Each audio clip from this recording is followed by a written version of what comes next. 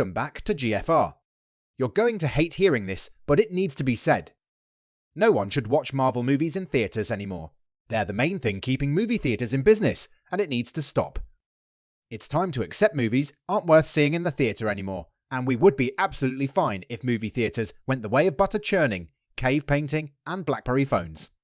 This isn't an anti-Marvel thing, they're just the main thing keeping movie theatres afloat.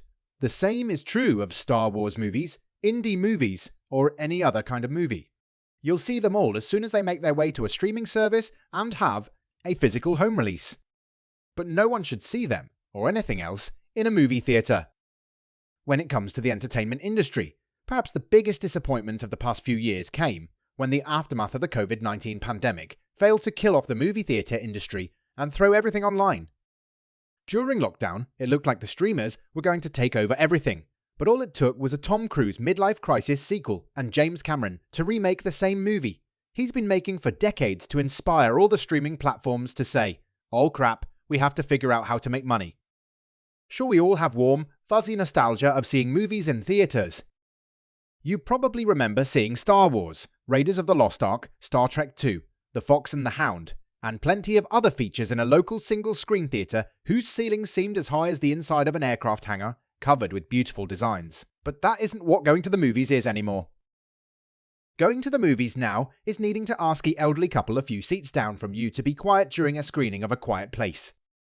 It's a stranger in the row behind you somehow managing to sneeze on your hand while you watch Black Panther Wakanda Forever. It's going to the men's room after a haunting in Venice and wondering how many different strangers you're standing in while managing to, unlike them, aim for the urinal.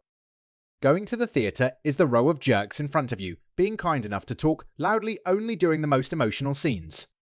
It's circling a parking lot a half-dozen times looking for a spot while getting dirty looks and single-finger salutes from drivers doing the same thing. It's paying way too much for movie tickets and, if you're hungry or thirsty, calling JG Wentworth so you can pay for snacks. Going to the theatre is a 13-year-old who finds a reason to leave the theatre every 15 minutes, but making sure to jump down each step rather than walk like a human being, because it's louder. It's a Marvel movie ending and a brainiac walking across the theatre and yelling. There's no post-credits scene, who then looks confused when people yell back to shut up. It's a couple going to see Batman v Superman, Dawn of Justice, and seeming surprised when their newborn who looks younger than my Diet Pepsi starts shrieking like an alarm every 10 minutes. Going to the theatre is a half hour of Maria Menounos, or some TikTok influencer hosting a bunch of commercials, which eventually make way for a few commercials, leading to at least 25 minutes of trailers, which are, some people tend to forget, commercials. If you're still awake by then, or you don't have to go to the bathroom to shave the beard that's grown since you sat down, eventually the movie will start. Going to the movie theatre is a chore. It's work.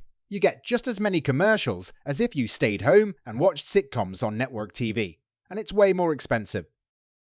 Denis Villeneuve wants to complain his movie was specifically made to be seen in a theatre.